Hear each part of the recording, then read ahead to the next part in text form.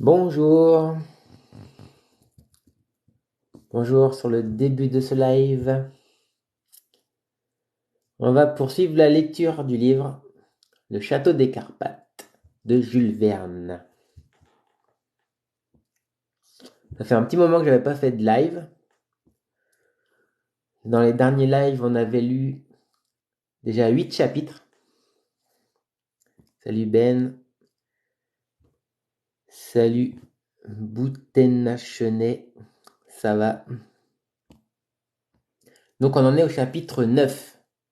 Pour résumer vite fait, c'est un château dans les Carpates. Les Carpates, c'est une région de Roumanie. Euh,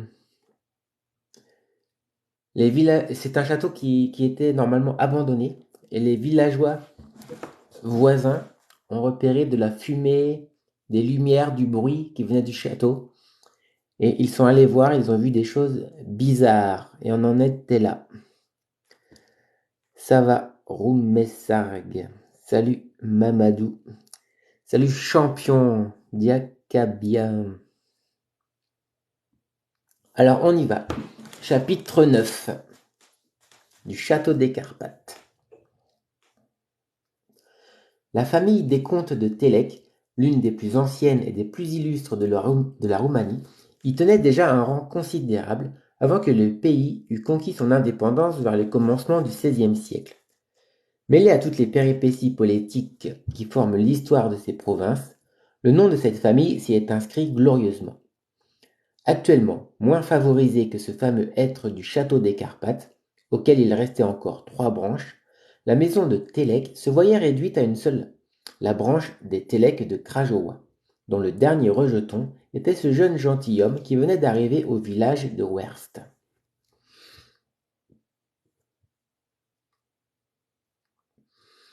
Pendant son enfance, Franz n'avait jamais quitté le château patrimonial où demeurait le comte et la comtesse de Télek.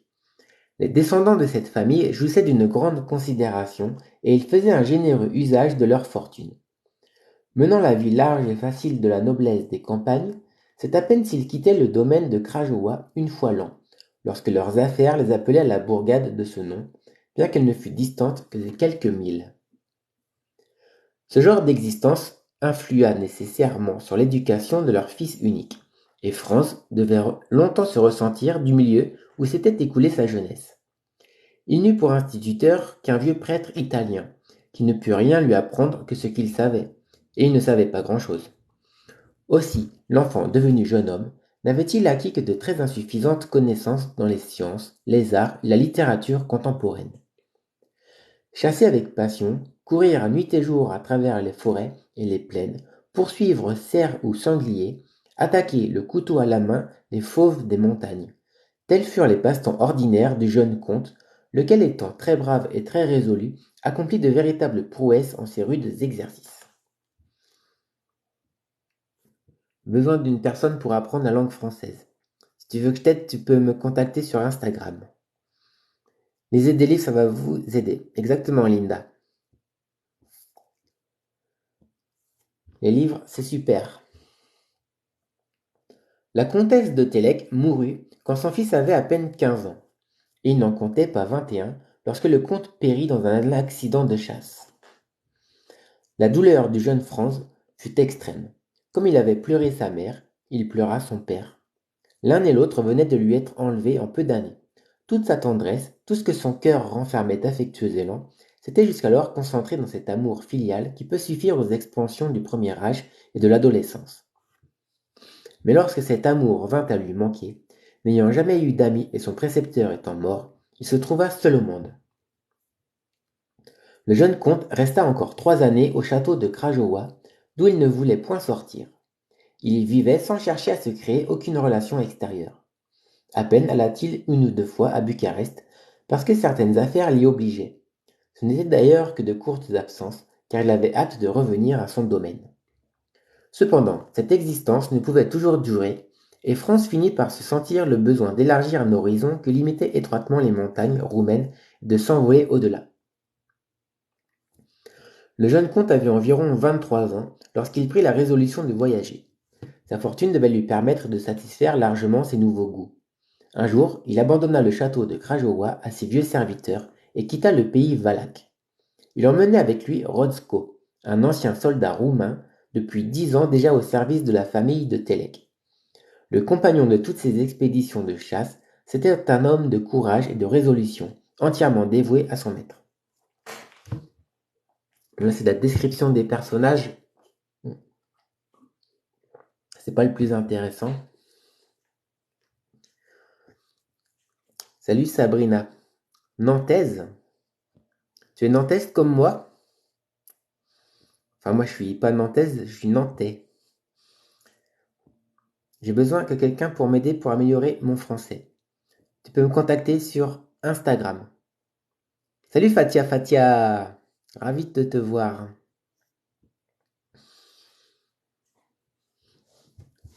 Et salut Deda Consulting. L'intention du jeune comte était de visiter l'Europe, en séjournant quelques mois dans les capitales et les villes importantes du continent. Il estimait, non sans raison, que son instruction, qui n'avait été qu'ébauchée au château de Krajowa, pourrait se compléter par les enseignements d'un voyage dont il avait soigneusement préparé le plan. Ce fut l'Italie que Franz de Télek voulut visiter d'abord, car il parlait assez couramment la langue italienne que le vieux prêtre lui avait apprise. L'attrait de cette terre, si riche de souvenirs et vers laquelle il se sentait préférablement attiré, fut tel qu'il y demeura 4 ans. Il ne quittait Venise que pour Florence, Rome, que pour Naples, revenant sans cesse à ces centres artistes dont il ne pouvait s'arracher. La France, l'Allemagne, l'Espagne, la Russie, l'Angleterre, il les verrait plus tard. Il les étudierait même avec plus de profit, lui semblait-il, lorsque l'âge aurait mûri ses idées. Au contraire, il faut avoir toute l'effervescence de la jeunesse pour goûter le charme des grandes cités italiennes. Je suis très grand fan de vos vidéos, merci. Salut Funstream. Bonjour maman, oui je suis rentré des Pyrénées hier soir.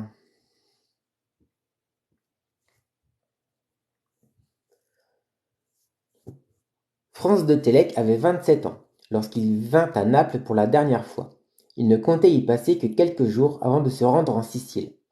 C'est par l'exploration de l'ancienne Trinacria qu'il voulait terminer son voyage. Puis il retournerait au château de Krajowa afin d'y prendre une année de repos. Une circonstance inattendue allait non seulement changer ses dispositions, mais décider de sa vie et en modifier le cours. Pendant ces quelques années vécues en Italie, si le jeune comte avait médiocrement gagné du côté des sciences pour lesquelles il ne se sentait aucune aptitude, du moins le sentiment du beau lui avait-il été révélé comme un aveugle la lumière. L'esprit largement ouvert aux splendeurs de l'art, il s'enthousiasmait devant les chefs-d'œuvre de la peinture lorsqu'il visitait les musées de Naples, de Venise, de Rome et de Florence. En même temps, les théâtres lui avaient fait connaître les œuvres lyriques de cette époque, et il s'était passionné pour l'interprétation des grands artistes.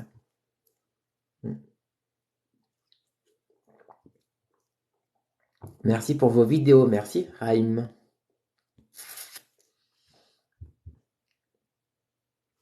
Ce fut lors de son dernier séjour à Naples et dans les circonstances particulières qui vont être rapportées qu'un sentiment d'une nature plus intime, d'une pénétration plus intensive s'empara de son cœur. Il y avait à cette époque au théâtre San Carlo une célèbre cantatrice dont la voix pure, la méthode achevée, le jeu dramatique faisaient l'admiration des dilettanti.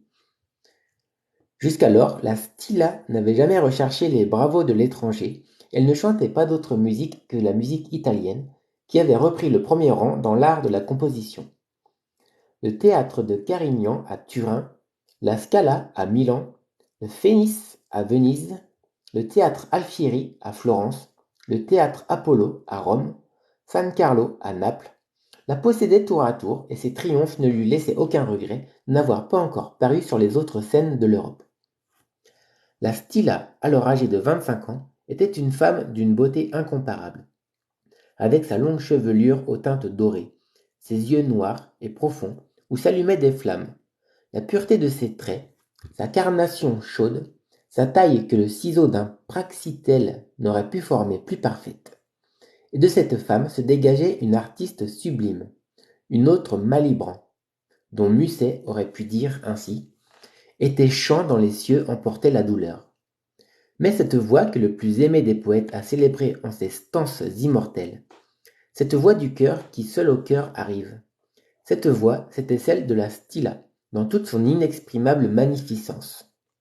Cependant, cette grande artiste qui reproduisait avec une telle perfection les accents de la tendresse, les sentiments les plus puissants de l'âme, jamais, disait-on, son cœur n'en avait ressenti les effets.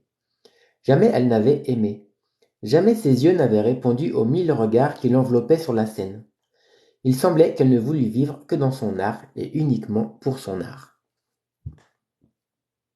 Salut Romain. Praxitèle, je ne sais pas ce que ça veut dire. C'était où déjà? Praxitèle, ouais. Ah, Praxitèle, c'est un nom propre.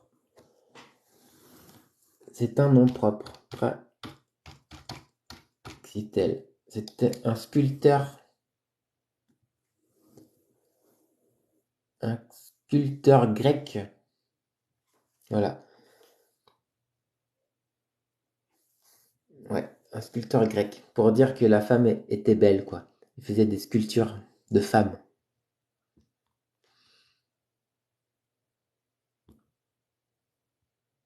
Coucou.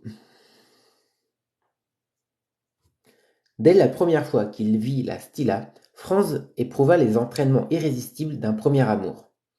Aussi, renonçant au projet qu'il avait formé de quitter l'Italie, après avoir visité la Sicile, résolut-il de rester à Naples jusqu'à la fin de la saison. Comme si quelque lien invisible, qu'il n'aurait pas eu la force de rompre, l'eût attaché à la cantatrice. Il était de toutes ces représentations que l'enthousiasme du public transformait en véritable triomphe. Plusieurs fois incapable de maîtriser sa passion, il avait essayé d'avoir accès près d'elle, mais la porte de la Stilla demeura impitoyablement fermée pour lui, comme pour tant d'autres de ses fanatiques admirateurs. Salut Diana! Ça fait longtemps, exactement. Il suit de là que le jeune comte fut bientôt le plus à plaindre des hommes. Ne pensant qu'à la Stilla, ne vivant que pour la voir et l'entendre, ne cherchant pas à se créer des relations dans le monde où l'appelait son nom et sa fortune. Sous cette tension du cœur et de l'esprit, sa santé ne tarda pas à être sérieusement compromise, et que l'on juge de ce qu'il aurait souffert s'il avait eu un rival. Mais il le savait, nul n'aurait pu lui porter ombrage, pas même un certain personnage assez étrange dont les péripéties de cette histoire exigent que nous fassions connaître les traits et le caractère. C'était un homme de 50 à 55 ans, on le supposait du moins, lors du dernier voyage de Franz de Télek à Naples. Cet être peu communicatif paraissait affecté de se tenir en dehors de ces conventions sociales qui sont acceptées des hautes classes. On ne savait rien de sa famille, de sa situation, de son passé. On le rencontrait aujourd'hui à Rome, demain à Florence, et il faut le dire, suivant que la Stilla était à Florence ou à Rome. En réalité, on ne lui connaissait qu'une passion, entendre la prima donna d'un si grand renom, qui occupait alors la première place dans l'art du chant. La dernière fois que j'ai fait un live, c'était il y a 3 semaines environ, parce que j'étais en vacances après. Merci pour la rose, Gabin08.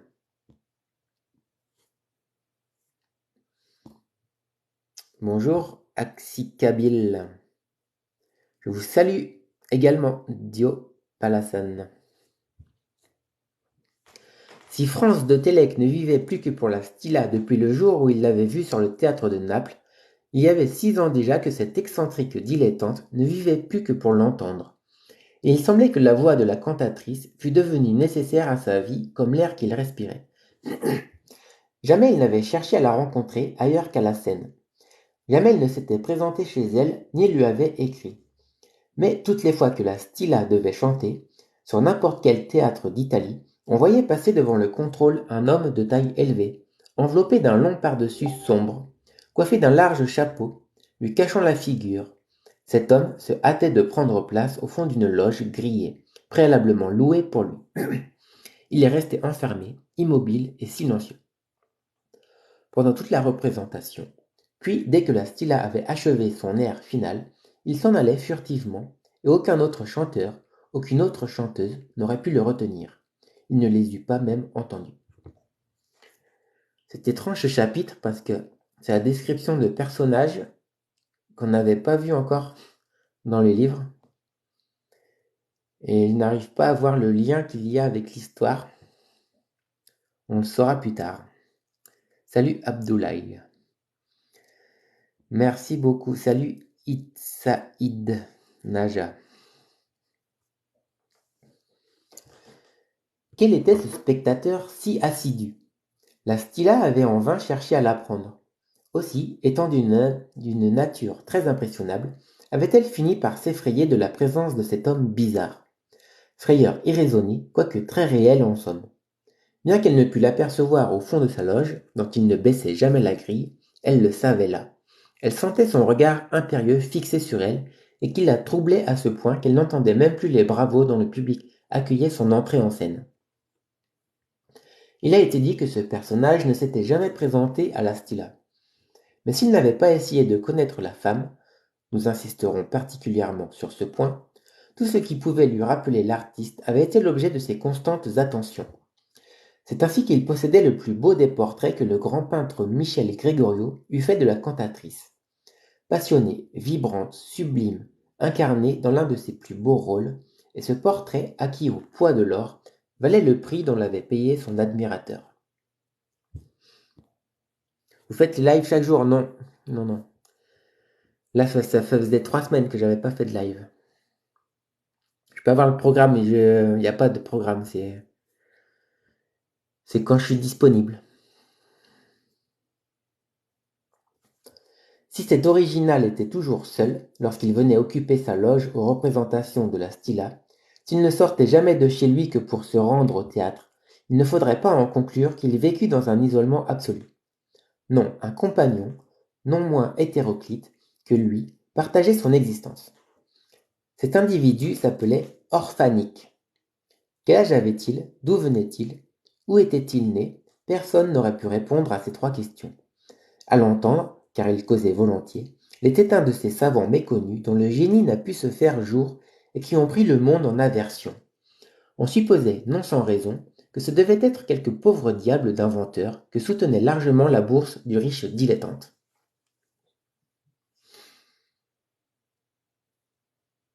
D'accord, c'est le compagnon du monsieur bizarre. Orphanik était de taille moyenne, maigre, chétif, éthique, avec une de ces figures pâles que dans l'ancien langage on qualifiait de chiche-face. Signe particulier, il portait une œillère noire sur son œil droit, qu'il avait dû perdre dans quelque expérience de physique ou de chimie, et sur son nez, une paire d'épaisses lunettes dont l'unique verre de myope servait à son œil gauche, allumé d'un regard verdâtre. Pendant ses promenades solitaires, il gesticulait comme s'il eût causé avec quelque être invisible qu'il écoutait sans jamais lui répondre. 2 personnes bizarres. Vous êtes un enseignant. Sur TikTok, oui. Sur TikTok, j'enseigne le français. Salut Yougarteneuba. Ces 2 types, l'étrange mélomane et le non moins étrange Orphanik, étaient fort connus, du moins autant qu'ils pouvaient l'être en ces villes d'Italie où les appelait régulièrement la saison théâtrale. Ils avaient le privilège d'exciter la curiosité publique, et bien que l'admirateur de la Stilla eût toujours repoussé les reporters et leurs indiscrètes interviews, on avait fini par connaître son nom et sa nationalité. Ce personnage était d'origine roumaine, et lorsque Franz de Télek demanda comment il s'appelait, on lui répondit « le baron Rodolphe de Gortz ».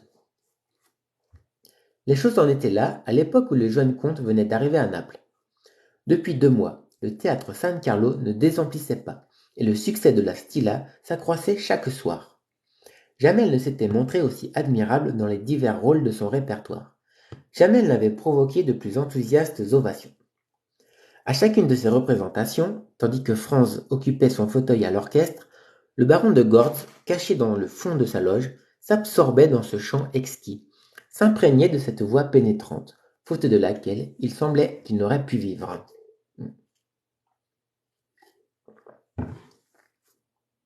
Salut Ib.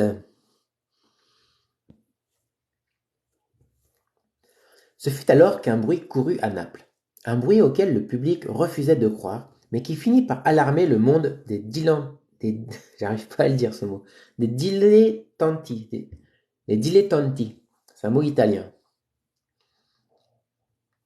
On disait que, la saison achevée, la Stilla allait renoncer au théâtre. Quoi, dans toute la possession de son talent, dans toute la plénitude de sa beauté, à l'apogée de sa carrière d'artiste, était-il possible qu'elle songeât à prendre sa retraite? Si invraisemblable que ce fût, c'était vrai. Et sans qu'il s'en doutait, le baron de Gortz était en partie cause de cette résolution. Ce spectateur aux allures mystérieuses, toujours là, quoique invisible derrière la grille de sa loge, avait fini par provoquer chez la Stilla une émotion nerveuse et persistante dont elle ne pouvait plus se défendre. Dès son entrée en scène, elle se sentait impressionnée à un tel point que ce trouble, très apparent pour le public, avait altéré peu à peu sa santé. Quitter Naples, s'enfuir à Rome, à Venise ou dans toute autre ville de la péninsule, cela n'eût pas suffi, elle le savait, à la délivrer de la présence du baron de Gortz. Elle ne fut même pas parvenue à lui échapper en abandonnant l'Italie pour l'Allemagne, la Russie ou la France. Il la suivrait partout où elle irait se faire entendre, et pour se délivrer de cette obsédante importunité, le seul moyen était d'abandonner le théâtre. Le son est faible, ah bon? Bah augmente ton volume, parce que ça devrait être bon normalement. Les fleurs du mal, bisous l'Algérie.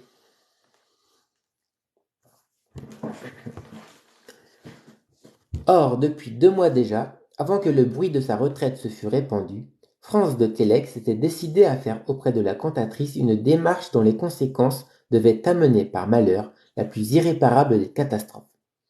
Libre de sa personne, maître d'une grande fortune, il avait pu se faire admettre chez la Stilla et lui avait offert de devenir comtesse de Télek.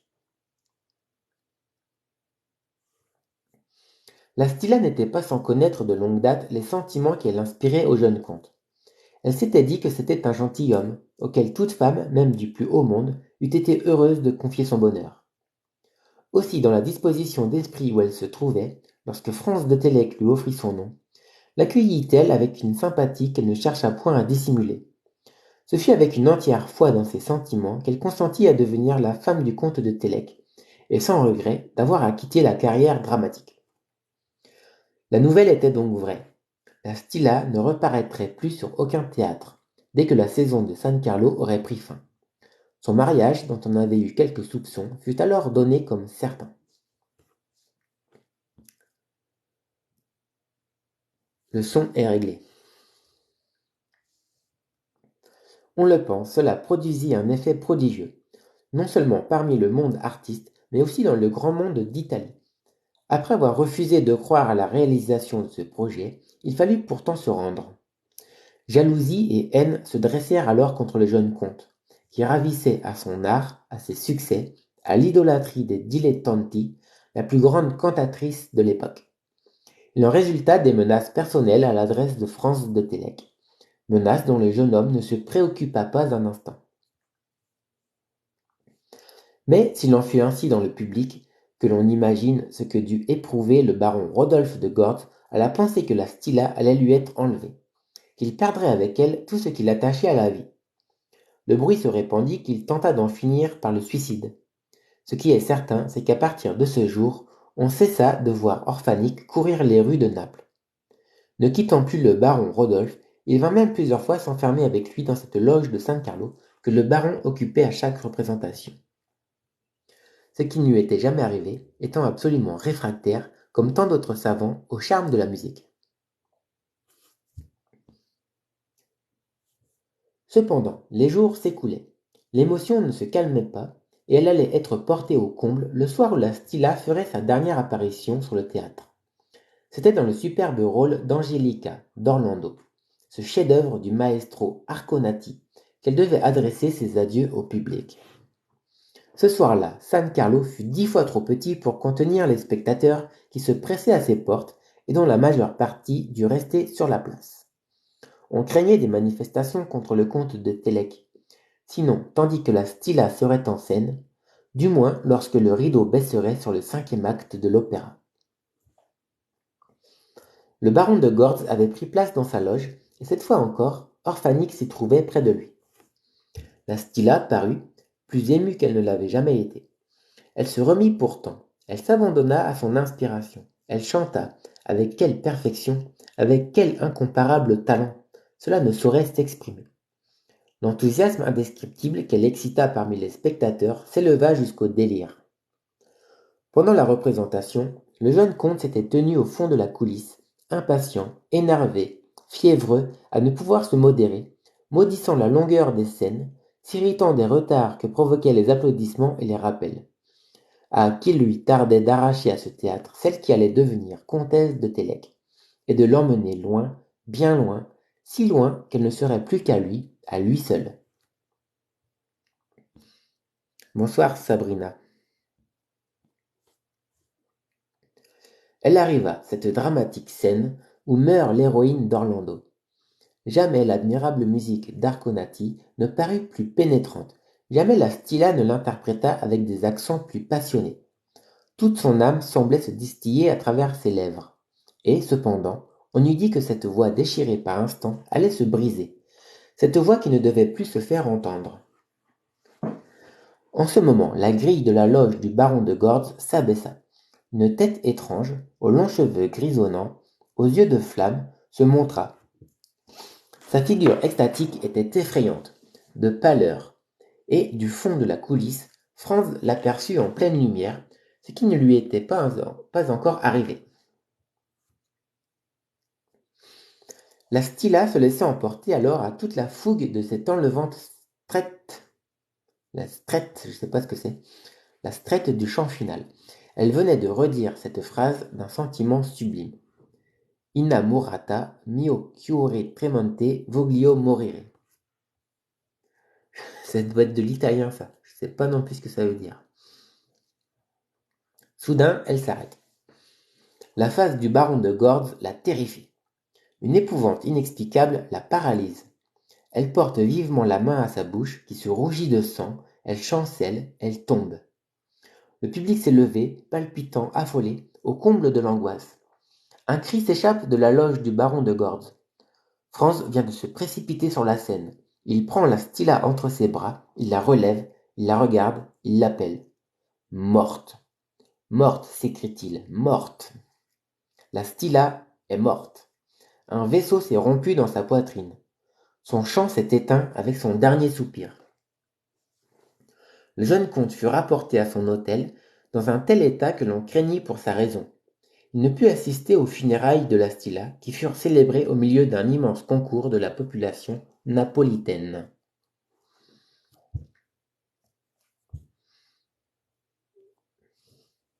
Au cimetière du Campo Santo Nuovo, où la cantatrice fut inhumée, on ne lit que son nom sur un marbre blanc, Stilla. Le soir des funérailles, un homme vint au Campo Santo Nuovo.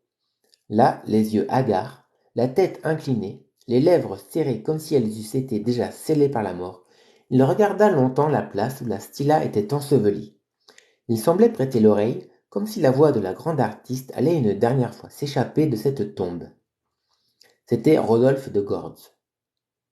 La nuit même, le baron de Gortz, accompagné de Orphanix, quitta Naples, et depuis son départ, personne n'aurait pu dire ce qu'il était devenu. Mais le lendemain, une lettre arrivait à l'adresse du jeune comte. Cette lettre ne contenait que ces mots, d'un laconisme menaçant. C'est vous qui l'avez tué, malheur à vous, comte de Télek. Signé Rodolphe de Gortz. Bon, fin du chapitre. Ok, on va passer. La connexion coupée, ah bon? Mais toi, t'as des problèmes, toi, avec le son et la connexion.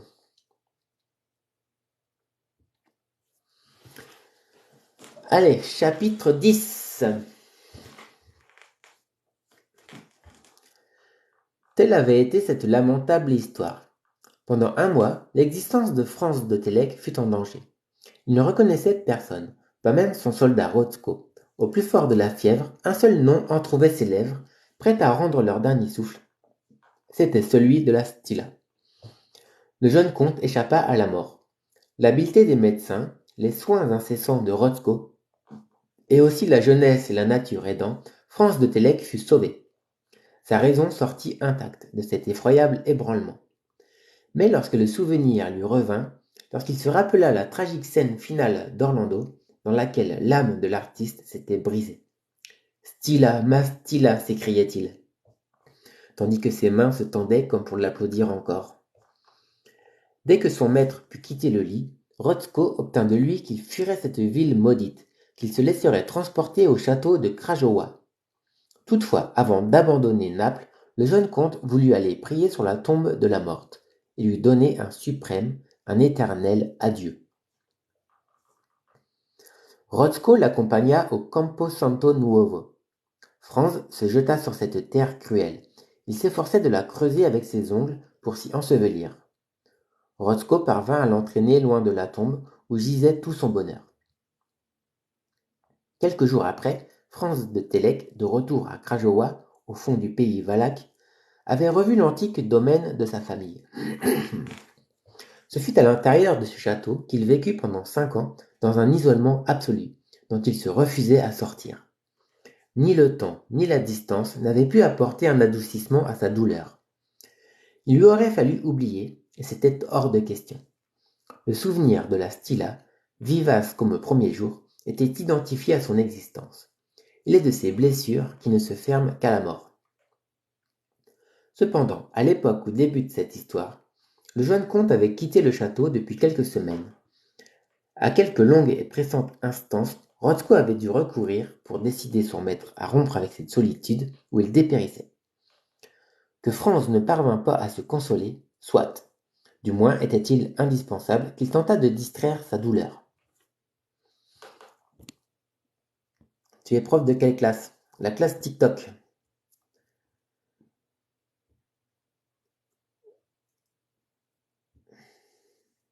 Je suis pas professeur.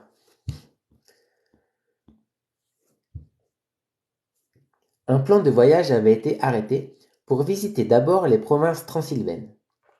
Plus tard, Rotzko l'espérait, le jeune comte se consentirait à reprendre à travers l'Europe ce voyage qui avait été interrompu par les tristes événements de Naples. Franz de Télek était donc parti en touriste cette fois, et seulement pour une exploration de courte durée. Rotzko et lui avaient remonté les plaines valaques jusqu'au massif imposant des Carpates. Ils s'étaient engagés entre les défilés du col de Vulcan, puis après l'ascension du Retiesa et une excursion à travers la vallée du Maros, ils étaient venus se reposer au village de Weert, à l'auberge du roi Mathias. Là, on retrouve l'histoire du début du livre. Salut Ima. On sait quel était l'état des esprits au moment où Franz de Télek arriva, et comment elle avait été mis au courant des faits incompréhensibles dont le Burg était le théâtre. On sait aussi comment, tout à l'heure, il avait appris que le château appartenait au baron Rodolphe de Gortz. On fait enfin le lien entre le chapitre précédent et l'histoire du livre. Dans le chapitre précédent, on nous présentait les personnages propriétaires du château.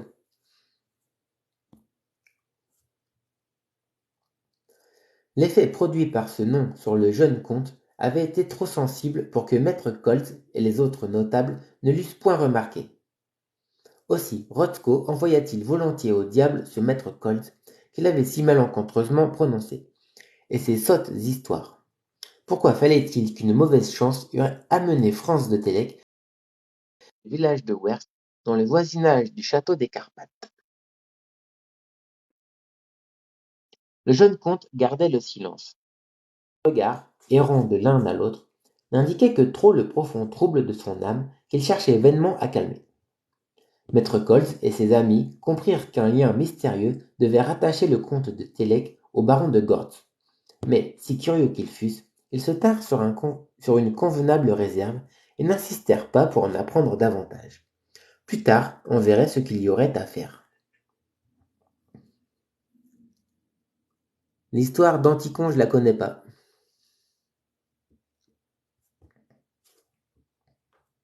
Antigone non plus, je connais pas. Enfin, j'ai jamais lu.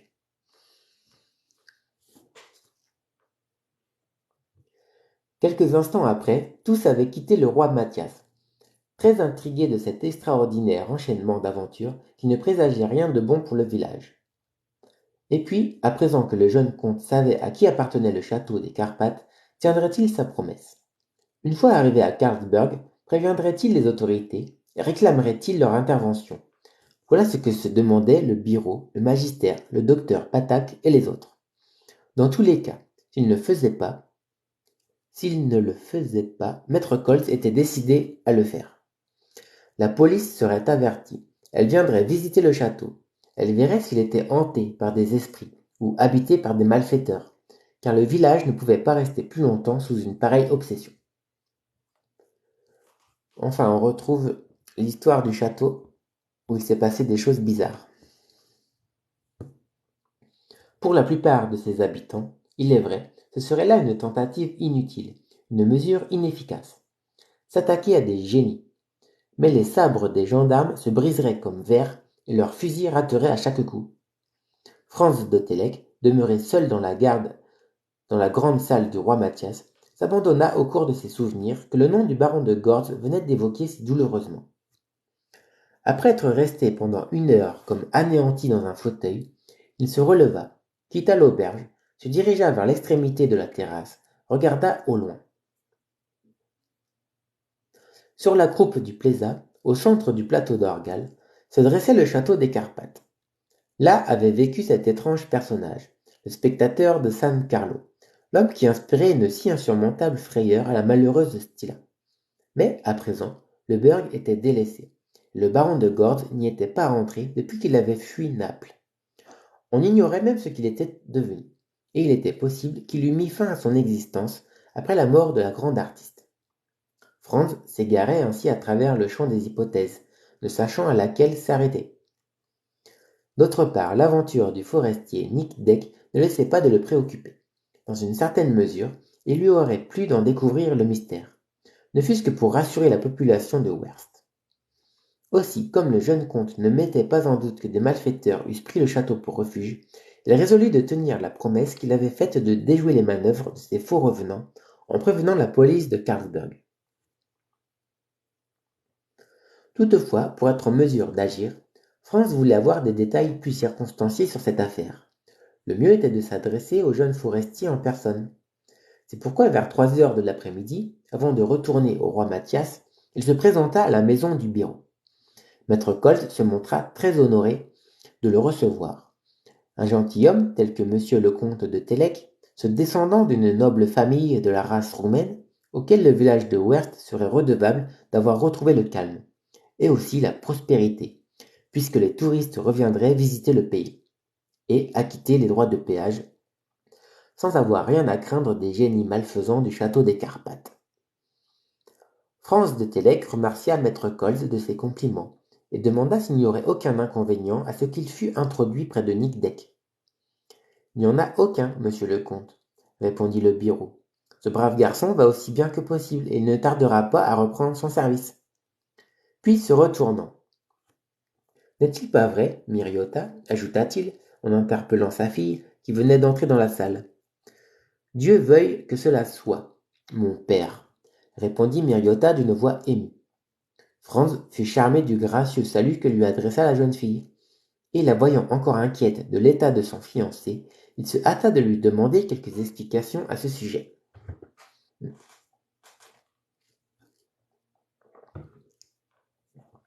D'après ce que j'ai entendu, dit-il, Nic Deck n'a pas été gravement atteint. Non, monsieur le comte, répondit Miriota, et que le ciel en soit béni. Vous avez un bon médecin à Werst? Fit maître Koltz, d'un ton qui était peu flatteur pour l'ancien infirmier de la quarantaine. Nous avons le docteur Patak, répondit Miriota. Celui-là même qui accompagnait Nic Deck au château des Carpates? Oui, monsieur le comte. Mademoiselle Miriota, dit alors Franz, je désirerais, dans son intérêt, voir votre fiancé et obtenir des détails plus précis sur cette aventure. Il s'empressera de vous les donner, même au prix d'un peu de fatigue. Oh, je n'abuserai pas, mademoiselle Miriota, et ne ferai rien qui soit susceptible de nuire à Nic Deck. Je le sais, monsieur le comte. Quand votre mariage doit-il avoir lieu? Dans une quinzaine de jours, répondit le biró. Alors j'aurai le plaisir d'y assister, si maître Koltz veut bien m'inviter, toutefois. Monsieur le comte, un tel honneur! Dans une quinzaine de jours, c'est convenu. Je suis certain que Nic Deck sera guéri dès qu'il aura pu se remettre un tour de promenade. Pardon.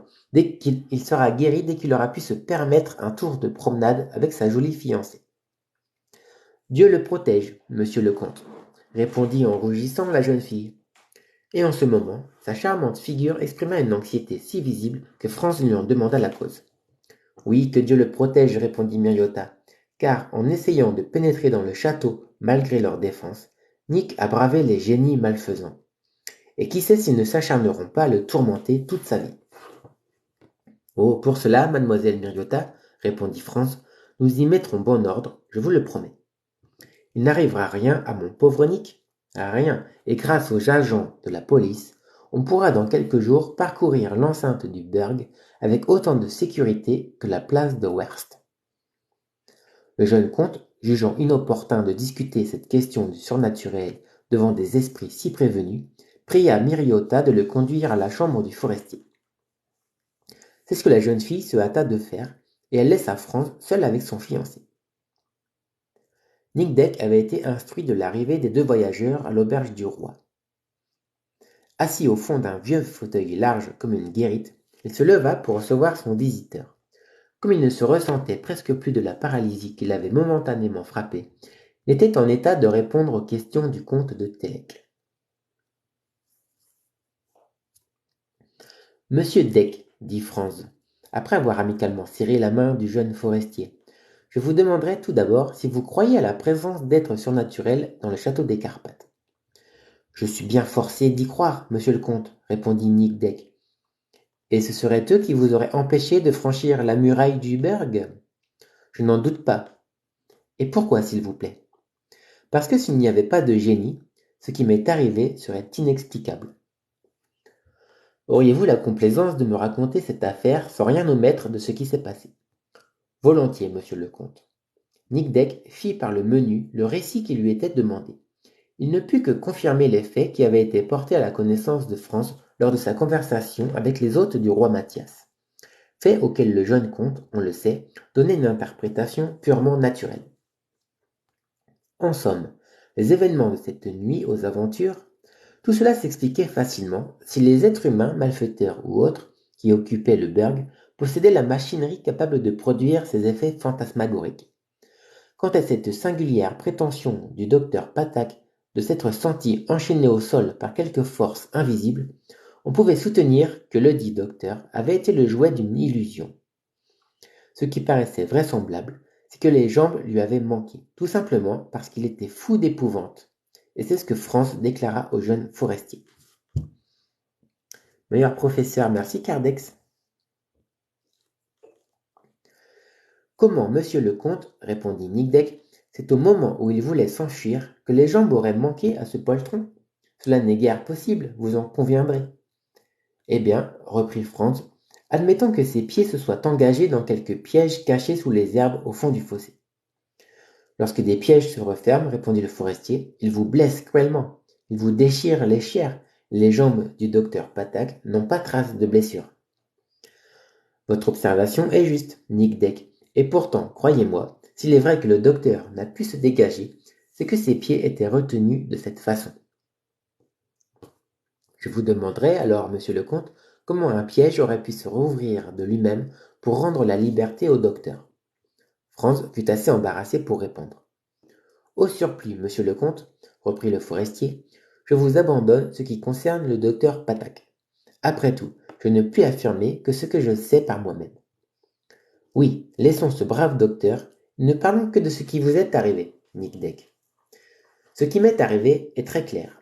Il n'est pas douteux que j'ai reçu une terrible secousse, et cela d'une manière qui n'est guère naturelle. Il n'y avait aucune apparence de blessure sur votre corps? Demanda Franz. Aucune, monsieur le comte, et pourtant j'ai été atteint avec une violence. Est-ce bien au moment où vous aviez posé la main sur la serrure du pont-levis? Oui, monsieur le comte, et à peine l'avais-je touché, que j'ai été comme paralysé. Heureusement, mon autre main qui tenait la chaîne n'a pas lâché prise, et j'ai glissé jusqu'au fond du fossé, où le docteur m'a relevé sans connaissance. Franz secouait la tête en homme que ses explications laissaient incrédule. Voyons, monsieur le comte, reprit Nick Deck, ce que je vous ai raconté là, je ne l'ai pas rêvé.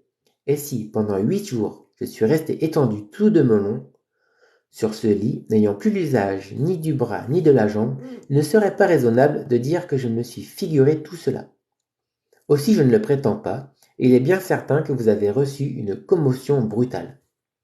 Brutale et diabolique.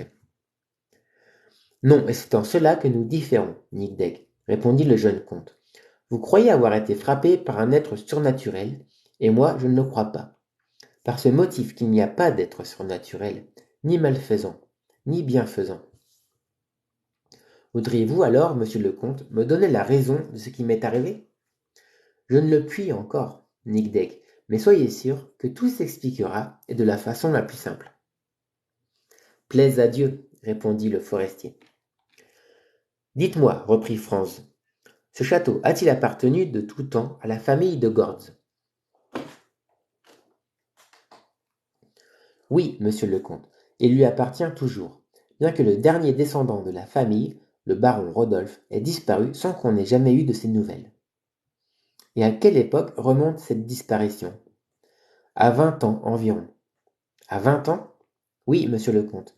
Un jour, le baron Rodolphe a quitté le château, dont le dernier serviteur est décédé quelques mois après son départ, et on ne l'a plus revu. Et depuis, personne n'a mis le pied dans le Berg? Personne. Et que croit-on dans le pays? On croit que le baron Rodolphe a dû mourir à l'étranger, et que sa mort a suivi de près sa disparition. On se trompe, Nick Deck, et le baron vivait encore il y a 5 ans du moins. Il vivait, monsieur le comte? Oui, en Italie, à Naples. Vous l'y avez vu? Je l'ai vu. Et depuis 5 ans? Je n'en ai plus entendu parler. Le jeune forestier resta songeur. Une idée lui était venue. Une idée qu'il hésitait à formuler. Enfin, il se décida, et relevant la tête, le sourcil froncé. Il n'est pas supposable, monsieur le comte, dit-il, que le baron Rodolphe de Gortz soit rentré au pays avec l'intention de s'enfermer au fond de ce burg? Non, ce n'est pas supposable, Nick Deck. Quel intérêt aurait-il à s'y cacher, à ne laisser jamais pénétrer jusqu'à lui? Aucun, répondit Franz de Télek. Et pourtant, c'était là une pensée qui commençait à prendre corps dans l'esprit du jeune comte. N'était-il pas possible que ce personnage, dont l'existence avait toujours été si énigmatique, fût venu se réfugier dans ce château après son départ de Naples? Là, grâce à des croyances superstitieuses, habilement entretenues, ne lui avait-il pas été facile, s'il voulait vivre absolument isolé, de se défendre contre toute recherche importune, étant donné qu'il connaissait l'état des esprits du pays environnant? Toutefois, Franz jugea inutile de lancer les Werstiens sur cette hypothèse. Il aurait fallu les mettre dans la confidence de faits qui lui étaient trop personnels. D'ailleurs, il n'eut convaincu personne, et il le comprit bien, lorsque Nick Deck ajouta: Si c'est le baron Rodolphe qui est au château, il faut croire que le baron Rodolphe est le short, le diable, car il n'y a que le short qui ait pu me traiter de cette façon. Désireux de ne plus revenir sur ce terrain, Franz changea le cours de la conversation. Quand il eut employé tous les moyens pour rassurer le forestier sur les conséquences de sa tentative, il l'engagea cependant à ne point la renouveler. Ce n'était pas son affaire, c'était celle des autorités, et les agents de la police de Karlsburg sauraient bien pénétrer le mystère du château des Carpates. Le jeune comte prit alors congé de Nick Deck en lui faisant l'expresse recommandation de se guérir le plus vite possible, afin de ne point retarder son mariage avec la jolie Miriota, auquel il se promettait d'assister. Absorbé dans ses réflexions, Franz rentra au roi Mathias d'où il ne sortit plus de la journée. À 6 heures, Jonas lui servit à dîner dans la grande salle où, par un louable sentiment de réserve, ni maître Koltz ni personne du village ne vint troubler sa solitude. Vers 8 heures, Rotzko dit au jeune comte: Vous n'avez plus besoin de moi, mon maître? Non, Rotzko.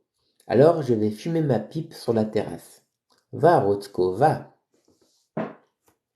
Bonsoir, Ousmane. À demi couché dans un fauteuil, Franz se laissa aller de nouveau à remonter le cours inoubliable du passé. Il était à Naples pendant la dernière représentation du théâtre San Carlo. Il revoyait le baron de Gortz au moment où cet homme lui était apparu, la tête hors de sa loge, ses regards ardemment fixés sur l'artiste, comme s'il eût voulu la fasciner. Puis la pensée du jeune comte se reporta sur cette lettre signée de l'étrange personnage qui l'accusait, lui, Franz de Télek, d'avoir tué la Stilla. Tout en se perdant ainsi dans ses souvenirs, Franz sentait le sommeil le gagner peu à peu. Mais il était encore en cet état mixte où l'on peut apercevoir le moindre bruit, lorsque se produisit un phénomène surprenant. Il semble qu'une voix douce et modulée passe à travers dans cette salle où Franz est seul, bien seul pourtant. Sans se demander s'il rêve ou non, Franz se relève et il écoute. Oui, on dirait qu'une bouche s'est approchée de son oreille et que des lèvres invisibles laissent échapper l'expressive mélodie de Stefano, inspirée par cette parole. Nel giardino de mille fiori, andiamo mio cuore. C'est de l'italien encore. Cette romance, Franz la connaît. Cette romance d'une ineffable suavité. La Stilla l'a chantée dans le concert qu'elle a donné au théâtre San Carlo avant sa représentation d'Adieu. Comme bercé, sans s'en rendre compte, Franz s'abandonne au charme de l'entendre encore une fois. Puis la phrase s'achève, et la voix, qui diminue par degrés, s'éteint avec les molles vibrations de l'air. Mais Franz a secoué sa torpeur. Il s'est dressé brusquement.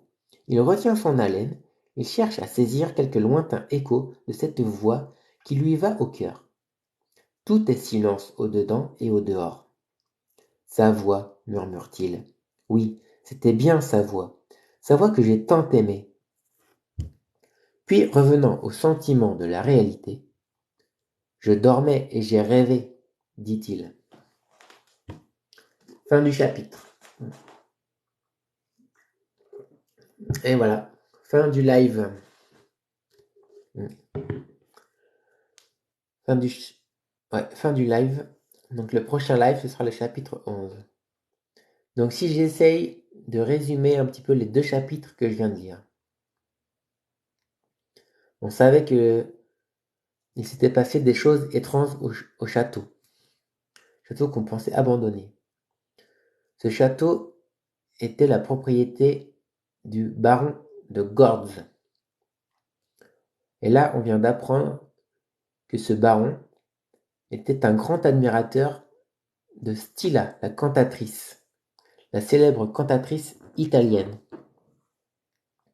qui devait épouser le comte Franz de Télek. Mais elle est morte.